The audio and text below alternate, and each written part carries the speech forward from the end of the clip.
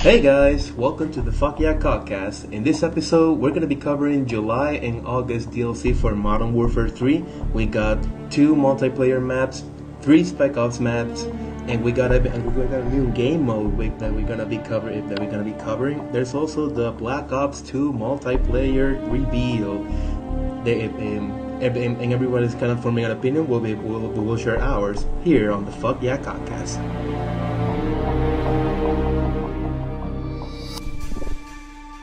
This is Chris, or Omnom Nominator, and you're listening to the Fuck Yeah CoDcast.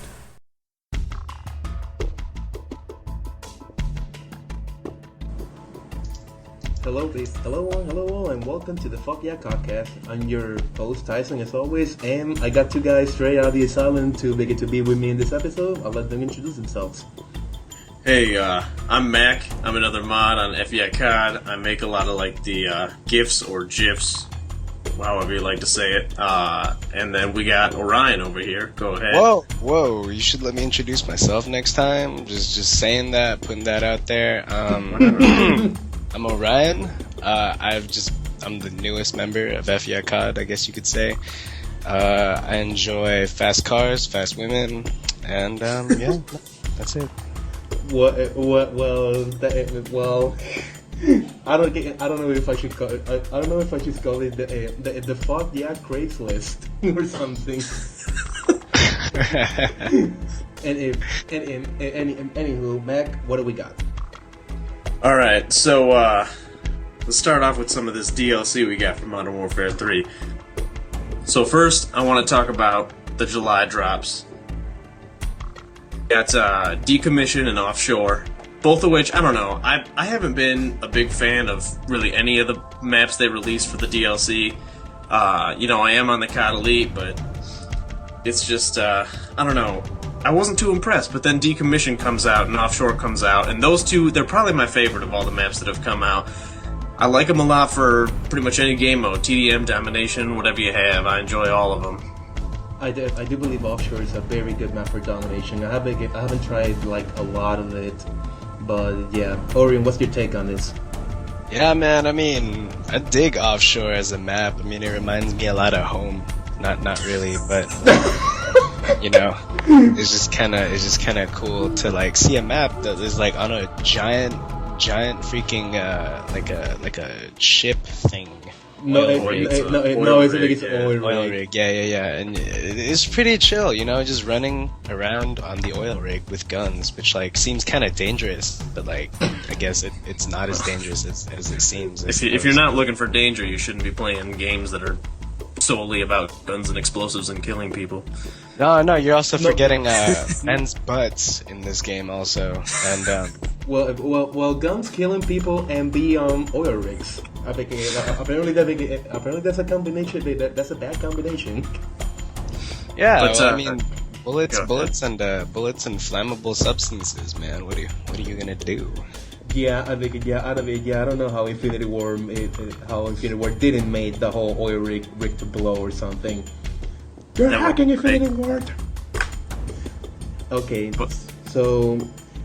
so about Decommission, I'm not really a fan unless I'm kind of so I'm running with this class with the IMS. I kind of just put this in kind of the room. I don't know. I don't know. It's kind of became a choke point or something. I remember just kind of people caught it cutting from all the sides. I just put an IMS in there and kind of boom. I get triple kills and multi kills all the time. Yeah, the IMS, I'm telling you, I mean, it seems like a bummer because you usually get an IMS in the care package or whatever, but it's one of the best ways to cut off a choke point on a map. I think it's great. Yeah, many people think it's the new ammo box or something like that. Man, no, the IMS though, I cannot tell you how many times I've rounded a corner to hear the and I get immediately just oh shit. And you cannot dodge it unless you're running Stalker. You cannot dodge it. I did it. I kind of did it on reflex sometimes because so the bouncing Betty, you kind of like so you can evade the explosion if you kind of like go prone immediately. But I on reflex do that with an IMS, and when I look to the side, I'm like, oh shit, like oh my god. I've been there. It's not fun. So what do you guys make of Vertigo, the spec off map from July? Mac and I were just actually playing earlier today.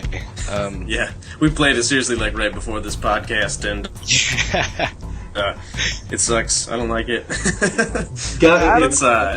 You get an achievement. Sorry, go ahead. I told you guys I took these two out of straight on asylum. I don't know. Okay, go ahead. Well, there's an achievement for shooting down all the helicopters, which, if any of you have played this, you gotta, like, shoot a missile and then laser designate it, which is a pain in the ass because the helicopters fly around and it's hard to target them.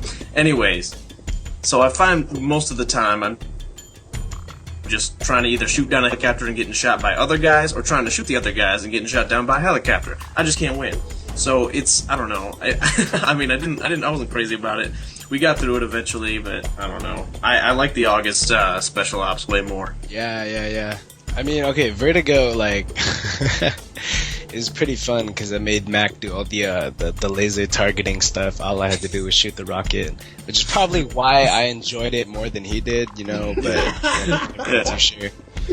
But it was pretty chill. I mean, we just I thought it was really cool how you were on top of the roof and then you had to parachute down and continue to just move forward, and I don't know, I thought it was pretty cool. Well, see, for me, that parachuting part, and I'm sorry because I know there's a heated debate between the Battlefield and COD fans, but I have played Battlefield. I'm not biased. I do like COD more, but there's a map on Battlefield where you run off the edge and you parachute and you parachute down like 2,000 feet, and next to that special ops mission, I don't know, it wasn't impressive, but that's just me being spoiled.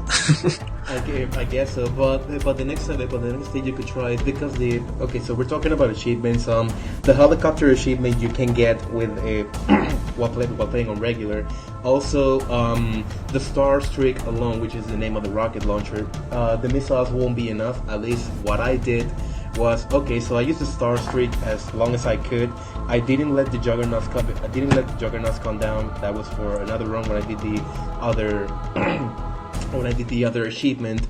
But so you empty the Star Streak. There's a PKP Pechenek on one of the boxes. I highly recommend that for because I think when you get to the street, you are confronted with like 4 more choppers. Yeah.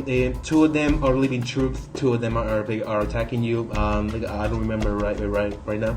But the PKP it does short work on them. But at least on veteran, it really helps if you mow down those choppers because like it can be a really pain in the ass. I tried Vertigo like 12 times on veteran trying to run for the helicopter achievement until I said like fuck it.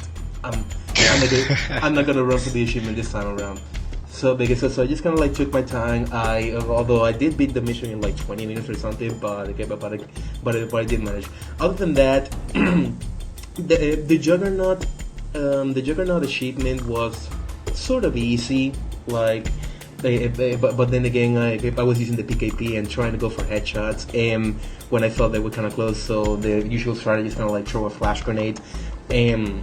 Although the thing I've been noticing is that claymores also stun the Juggernauts, besides dealing damage. So it's pretty chill. Okay. Yeah. Cool. So I had fun with it. Yeah. So I want to talk about these August special ops now. We'll talk about these special ops. So, that special delivery, that one, Tyson, I know you don't like. I loved it, but again, I was playing it with Orion. I just got to sit up in that helicopter and shoot guys, so I loved it. When I'm down on the street, I hate it. pretty much my same opinion when I played it. Pretty much. It was cool though because at first we tried it and I'm down there and I'm terrible at staying alive, so I was just getting shot down like crazy. And so I'm finally like, you know what, Orion, you're doing this part. Yeah, that was basically it. I was pretty bad. I didn't even know that the Osprey gunner, you could switch weapons and have a missile. I was just shooting with the gun the whole time. You never got an Osprey gunner on multiplayer? That's because Nah. that's how they work. Contrary to popular belief, I don't pull Osprey gunners out of my butt very often. So I Okay. don't know, it's chill though. I mean, I get to run around, and it was very tactical. Mac was like, "Yo, dude, there's a jug. You should probably run." And I was like, "Aight, man, I'm out. I'm outie." You know, just like the military would say. Yeah, man. And then I picked up a riot shield, and then Mac was like, "Yo, dude," and I'm like, "Nah, it's cool. I got a riot shield." And he was like, "Oh, I got you. Yeah, man, that's the strategy. For any of you trying to beat that on multiplayer, ground guy, grab a riot shield, Osprey gunner, just take him out while the riot shield guy hides, man. I don't know. I just hoard to self-revive. Well, at least when I was on the ground. But apparently I got the achievement on that pretty easy because the people, the person rather I played it with, he insisted that he plays on veteran, but I play on regular. Kind of like, Tyson, try not to die, and I'm like, okay, you know how bad I am at that, but I'll try. But then all these jugs came out like, oh shit. Then the other thing I hoard was the sentry gun because like I really need it. Man, I like jugs, man.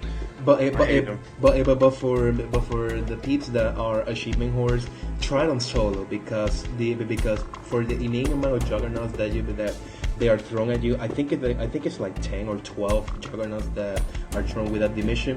Just keep going for headshots and you'll bring them down really easy. It's kind of like easier than most of the other levels that have juggernauts. So it's really worth a try, especially if you're going for achievements. I think I'm missing one for special delivery, which is kind of like getting one of everything. I haven't done that one. How about you guys?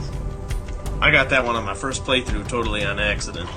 Wait, are we talking about the achievements? The achievements. Yeah. The achievements. I'm not much of an achievement hunter. I just enjoy playing the game. That's just me. Yeah, okay, that'll be good to know for the next one. Okay, so we're missing light ammo. What do you think? If you like grenade launchers, you'll be happy. Oh yeah. It kind of reminded me of this level that was already on the disc. I don't know if anyone can tell me how it's called, but you kind of stay here with a with a light machine gun and a grenade launcher. You kind of like just shooting people out from the helicopter. It's like on a shanty town, that African mission or something. I don't remember now. But it was really, really hard. But then again, that's the level in which I properly learned how to use the nuke tube. Because I kind of learned the arc or something. I wasn't a big nuke tuber in Modern Warfare 2, so I never really got the hang of it. Although the strategy I used was largely most because of Spec Ops map back in Modern Warfare 2, where he suggested that, okay, if you travel the grenade at a certain arc, you'll always get a headshot and you'll always kill the Juggernaut, because there were like 10 Juggernauts that you had to take all on your own. I don't know if you guys remember that mention. So I actually don't. Yeah, Modern Warfare 2 was a while ago for me. I haven't touched that game in over 2 years. I think it's been a while. Yeah, I've been touching Modern Warfare 2 recently because I know I'm a hardhead. I know. So we also got in this drop Chaos mode. I haven't had a chance to play, so I'll let Mac take the spotlight away from me in this one. Okay, Special Ops Chaos mode. You need to take TDM and then combine it with the feeling of being attacked by a swarm of bees. That's basically how I say it. Because you get so many guys coming at you all the time, and the first couple times I played it, I was like, this is great, because you just go to town and pick up some dual-wield Scorpions, MP7s, you're getting multi-kills left and right. But then I tried some of the other maps that weren't Dome, and it was extremely boring, losing my combo constantly. I don't know. I mean, I think it's how much fun it is depends on what map you're playing on. But I really love it on Dome, and I know there are some people that already on those leaderboards, people have insane scores. they've gotten up to like 15,000 multipliers, and like I don't even know. I don't know what these people are doing with their time, but it's ridiculous. I saw a guy on Tina's Twitter that she posted about a guy who got the 500 multiplier. It's kind of like whoa. Whoa. It's pretty crazy, man. I mean, the highest multiplier I've ever gotten is maybe like 278, but like that's the same with me. Yeah. You don't really get much higher than that. It gets a little daunting at that point. I would have been fine, but I was trying to run away. I was trying to pick up my last self-revive, and I didn't know that enemies put down claymores. So that was the end of me right there. Oh my god, that's happening to me right now in the survival modes. When I see claymores, I'm like, oh my god, who put this? And then I go like a derp, walking in front of the claymore. Oh my god, this isn't gonna be claymore. God damn it! And at least on the harder missions, I've been dying a lot from that. A lot from that. I mean, the first time I played Chaos, I played it on Resistance, and I got really lucky because I picked up, I think it was one of the machine guns, one of the light machine guns, and I was just like, oh man, this is beautiful. I was like crying tears of happiness because it had so much ammo. I was just like walking around. I was basically a juggernaut because of all the body armor. It was pretty crazy. I just walked, and then what I would do, because there was a dual wield MP7. Or no, dual wield like MP9 or something, right next to it. So I would just switch back and forth between the two guns, and it was pretty cool once I got steady aim, quick health. And then so real quick tip for like anyone playing: if you pick up the combo freeze like kill streak, you actually have to use it. It just doesn't help you automatically. Unlike my stupid ass that thought it just automatically activated, and I was like, why doesn't this do anything? Exactly. Dude, it took me so long. I was like, what is this? Like, I pick it up and I was like, it didn't do anything for me. What? And then like you use it and it freezes your combo, and it like you don't have to worry about it for like a little bit, like 30 seconds. I think it's nice. It's beautiful. It's lovely. It's got curves. It's got a booty. Like the one that when I read the description, I kind of thought of Call of Duty 4's arcade mode. Like it's a mode when you can go and replay the levels, but you're in some sort of a high score beat. Would Chaos being described as a kind of postmodern COD 4 arcade mode would be a correct description or something? Because what it reminds me of, and sorry, I never played any multiplayer before COD 4, but COD 4 old school free-for-all style, where there was stuff sitting, your perks and your weapons. You start with certain things, but run around to pick more things up. That's exactly what this Chaos mode's like. You get stuff that's just sitting around. You have to run and get it. You pick up your flashbangs. You pick up self-revives out of care packages. You sort of start with nothing and build your way up. Yeah, sounds great. I'll have to check the mode out someday when I remember to do so. You'll find about 5 people on the playlist. No, I figure Chaos mode to be something that must be experienced alone, because you're going on kind of like on a high score type of beat. I kind of remember the arcade days. Like there weren't many multiplayer games back in the arcade days. You kind of like you just gobble it. You just went with $5 and kind of like put coins in there. Oh, I need to get a high score. I need to get this high score. I need to get this high score. And kind of like it was all bragging rights, man. It was all bragging rights. It's got to be a lot of those old school gamers that are shooting for these leaderboards up on Modern Warfare 3. I don't have the patience for it. I don't care about high scores. Yeah, me neither. So we're on to the last topic. Mac, take it away. Yeah, so it's out there. We all know it. Black Ops 2 multiplayer was just announced. Got the trailer out there. If you haven't watched it, I've watched it about 20 times now. I'm sure the people that do the breakdown videos have watched it way more than that, but it's good. Even if you're just a casual player, check it out. I mean, I personally was not a fan of Black Ops. I'm an Infinity Ward guy, but I'm watching this trailer and the entire time I'm just like, damn, I got my mouth hanging open. I'm like, this is gonna be so good. I don't know. I think we got something good headed our way. Yeah. I hope so, man. I mean, like, I'm a pretty, not, I wouldn't say super casual, because I do play, like, more often than most, and for chunks of time. I enjoyed Black Ops immensely. I was a Black Ops. I'm a Treyarch guy. Mac, how are we friends? I don't even know how that works, but pretty much here because and this is gonna be great on the FYCoDcast. We got 2 Treyarch guys and 1 Infinity War guy. Man, you're gonna have to bring in somebody to kind of like balance. Y'all can suck it. That's my supporting argument.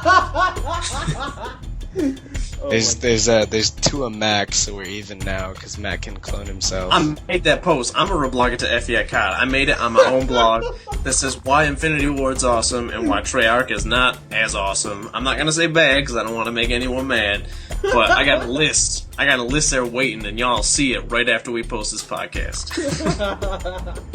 Okay, so man, I guess, but like, here's the thing though, because like in Modern Warfare 2, like, I guess it was because it was my first COD game or whatever, but I was not like the best player on Modern Warfare 2. I mean, I played terrible. A lot. I wasn't. So bad. Yeah, I wasn't fantastic. And then Black Ops came out, and I led with like a 2.3 KD for the longest time, and then I started messing around with the RPG spawn killing myself. That was pretty fun, but I would play Dom and I just spawn switch to the RPG and shoot myself in the feet. But yeah, no, I mean, Black Ops, I would wreck shit for like days, and it was just really cool, and it was like fun and stuff. And I thought the RC car was cool for the first like 2 weeks, and then I was like, nope. And I don't know. I mean, like I feel like Treyarch just has some better points, I suppose. But yeah, I'm excited for Black Ops 2. It looks really fun and interesting and nice and hot and sexy and curvaceous.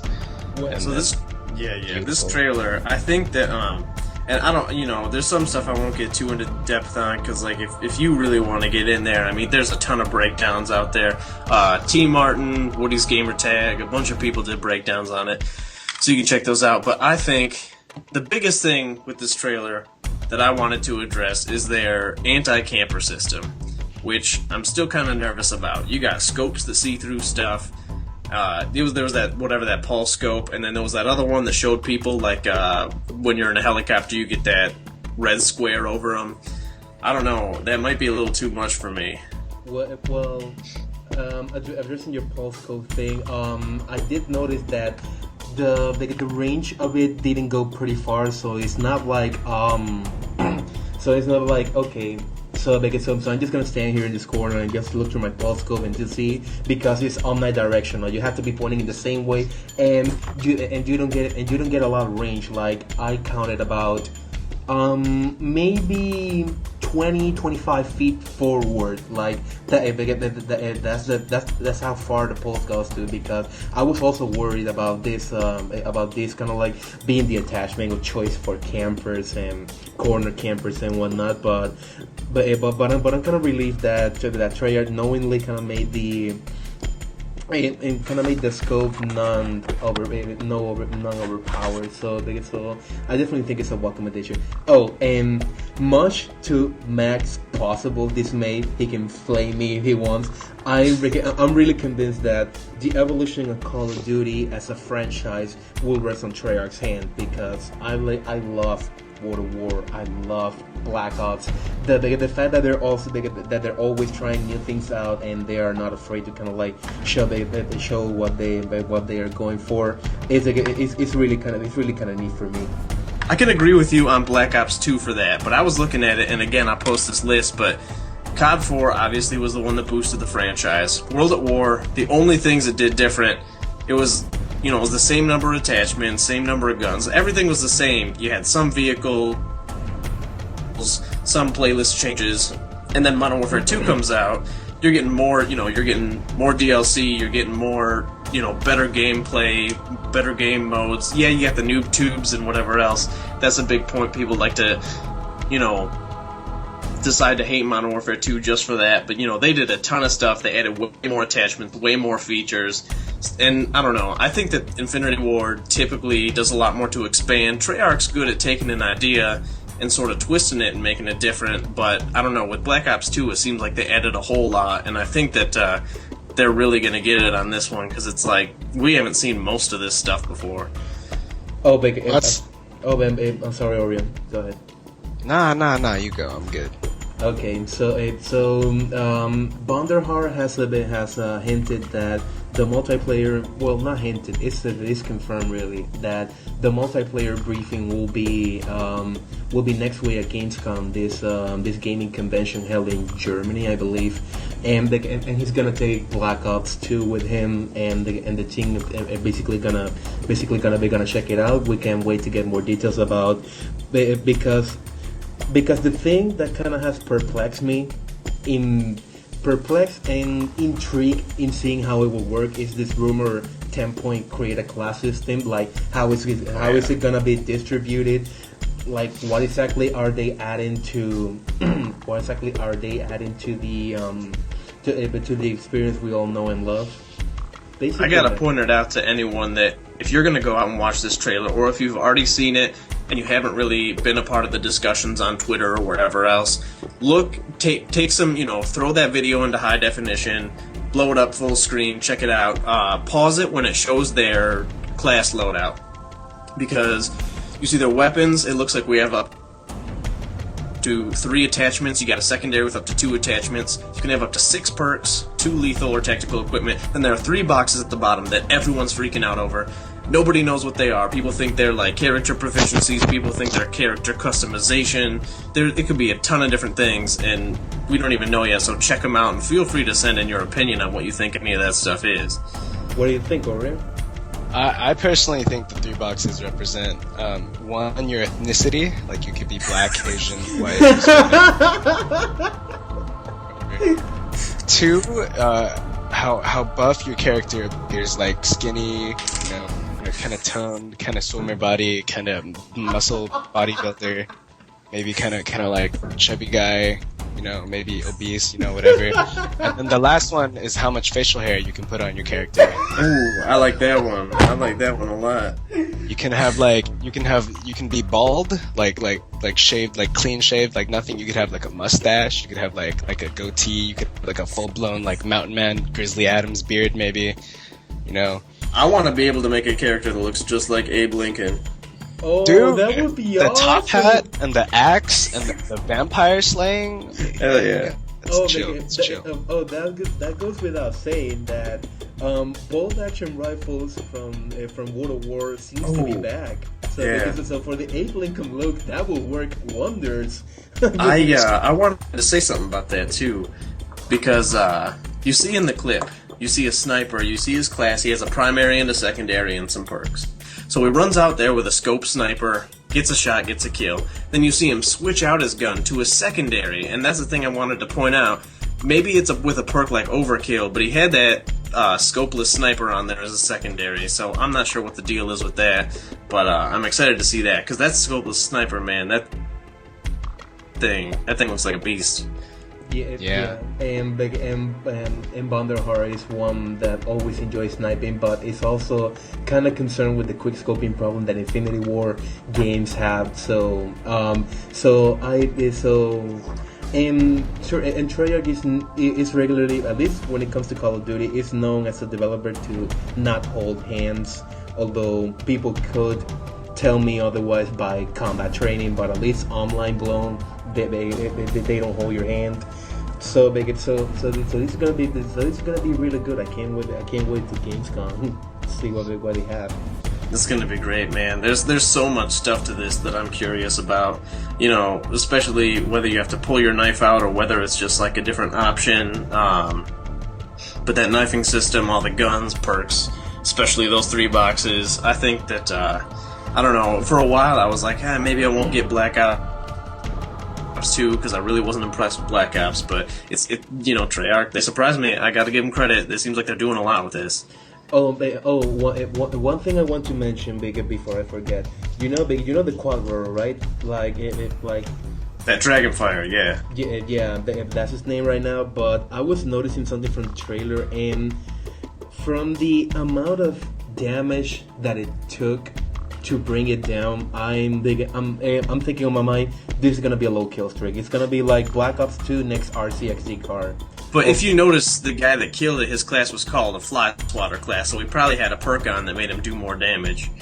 Probably, yeah. Or maybe he just wanted to name his class Fly Swatter, and there was really nothing special about it at all. Possibly. The thing that I thought could be what the three empty boxes in the creator class screen meant. I thought it would be Black Ops 2 is bringing support for squads. So basically, what this many people have welcomed that idea because it welcomes larger maps, it welcomes new types of objective games. I don't know. This is just kind of me speculating, but it would be awesome to kind of like try and get some of that battlefield feeling, but kind of like retain it very caught. Because at least on Battlefield, and I'm being honest about this, like they introduced this this mode that that I heard from people that it kind of plays like Call of Duty, but then I'm kind of saying, yeah, I just rather play the original product. But then kind of like Battlefield elements in Call of Duty, I would be down to check those out. There's a lot. Anyone that plays Battlefield, I haven't played. I played 3. I never played 2. But anyone that's played that game that watches this trailer and pays attention to it, you'll see a lot of stuff that comes in. Even like that kill streak, that Guardian turret, that looks like it has the same effect as like the suppression fire in Battlefield. So whatever game you play, and if you like Battlefield, you probably won't even be listening to this. But it is a good game. But I don't know. I like COD more. No, can we talk about that Guardian turret real quick? I mean, sure. Yeah. Like I saw it, right? Like, okay, so I'm watching the trailer, and he's on the bridge, and he takes out one guy, and then I see 2 more guys coming, and he stops shooting, and I was like, whoa. Wait a minute, why aren't you like shoot? And then he like whips out this turret, and then it like slows them down and like traps them in some sort of like time warp deal, and then he takes them out. Right? And I'm like, alright, cool. I mean, that seems like it'd be really useful, but like in the middle of combat, you're gonna just stop and whip out a turret and be like, hey, this is for you. And I mean, like, it seems cool, but I'd rather just... Alright, Orion, remember you're talking about Call of Duty, and you expect realism in this game on an arcade style game? No, not even like realism, but like any other COD game, if you like stop firing your gun in the middle of a firefight, that's basically saying like, hey, here's my butt, penetrate it, how you doing? But apparently these microwaves that the Guardian emits, it's kind of like I would imagine it having the effect of, like, for example, when you traverse through Nova gas on Black Ops, which kind of like made your screen kind of blurry, and you couldn't really fire your gun because all you saw was kind of like if you were really decent and whatnot. Also, I've been reading that if you stay too long in this beam, the Guardian can actually kill yourself because, for example, the Guardian is now looked as a very good suppression kind of like equipment, or maybe it could be a kill streak, although I'm leaning more on the equipment side. But oh my God, it seems like a watered down sentry gun, or like if any of you have ever played like tower defense, you have like the towers that just kind of slow down the things. They don't really do damage, just kind of slow them down. There was a discussion on Twitter. The officers of Treyarch were having an argument over whether you should be able to knife equipment like that. So there's a chance that things like that may not be knifeable. I'm not sure if they would do it, or especially since if you have to pull out a knife now. So I was looking at it in that shock charge at the beginning of the trailer. It sticks and stuff. I think if you stick a piece of equipment, that's the way you got to take it out. And I think that's why so many people had it on their classes when you could have had more perks or more whatever. I mean, if you watch it, a lot of people got those shock charges on. It's pretty much about the whole shooters being knifeable thing. Because okay, here's what I think. In Modern Warfare 3, they introduced the EMP grenade, which can be used to take down equipment, but it's mostly rendered useless because you can still knife equipment. So apparently Treyarch looked at that and they went all like, "Hey, the EMP grenade is actually a good idea, but we have to make it so knives can't damage equipment anymore." So maybe they'll bring that back. That's what I'm thinking right now. I can see that. Yeah, they're trying to take the EMP grenade off the bench. Like, hey, I know you're capable of doing good things. We just got to give you the chance. Definitely. I can see that. That kind of makes sense. Yeah.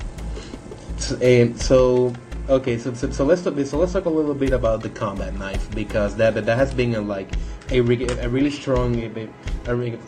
There are people kind of like in favor of it. I know our own mod Chris is in favor of non-panic knifing. I'm kind of like on the fence of it because while I have to admit that panic knifing can be annoying,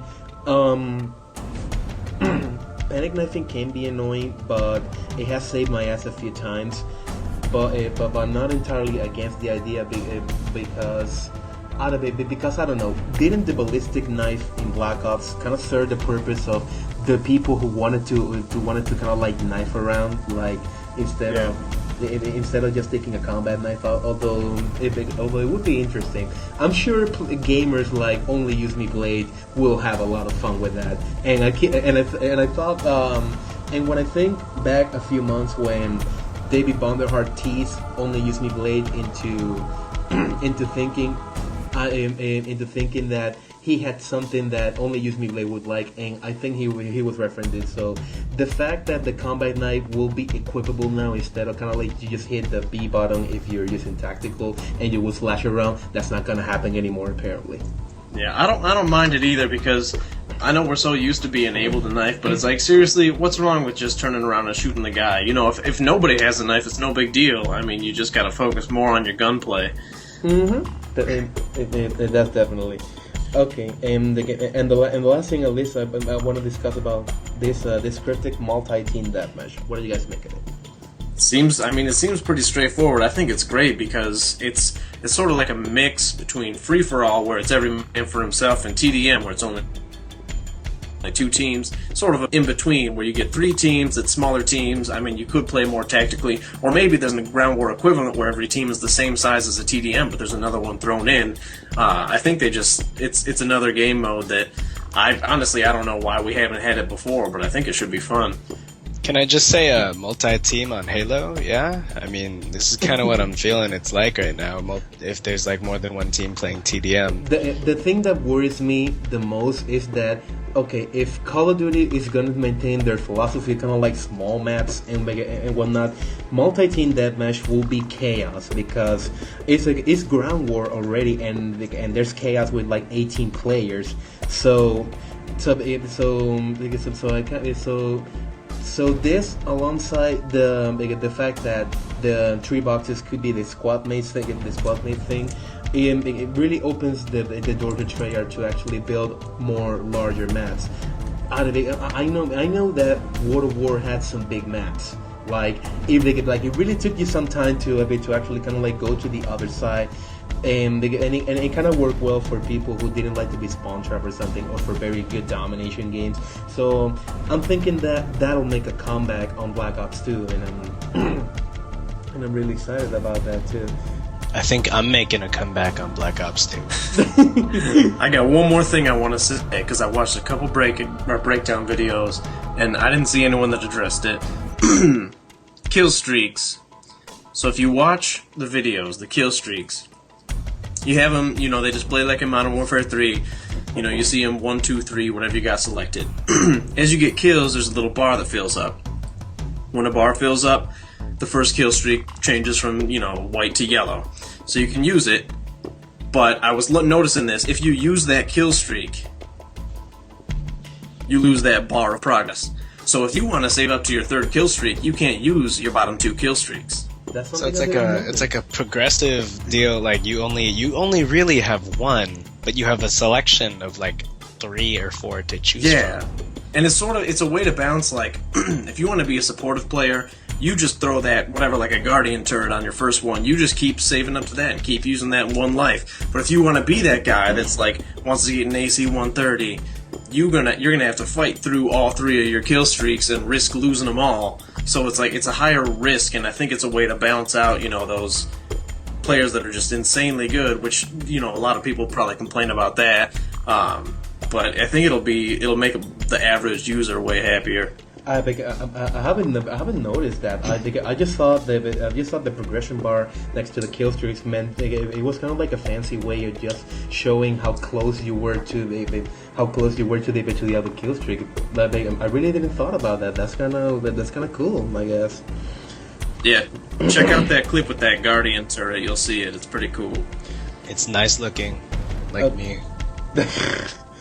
Okay, so there's another thing I wanted to discuss, but I think we'll leave it for the other podcast. It's just kind of like the esports thing focus.